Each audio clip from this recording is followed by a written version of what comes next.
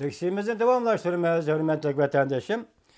Parijda yuz bergan zo'ravonlik voqeasi xalqaro jamiyatning va Jungoning terrorizmga qarshi turish harakatiga ta'sir ko'rsatdi. Mavzuli xabar 11-oyning 16-kuni Amerika ovozining Xitoy tili programmasi e'lon qilindi. Tarixshunos Zhang Lipan mundaq ko'rsatdi.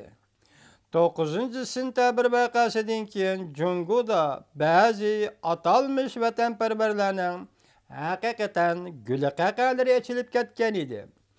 Lekin bu qatimqisi uning o'xshamaydi.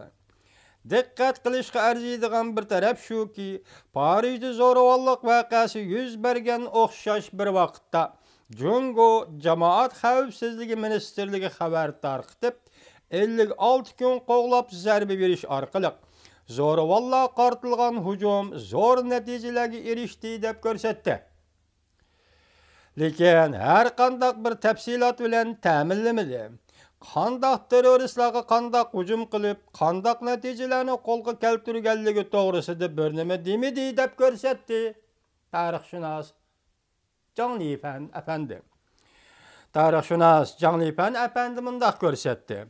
Jungo o'tgan bir qancha yildan beri davlat ichidagi milliy masalani davlat sirtidagi terrorizmni harakatlar bilan bir tayoqda haydab muomala qildi.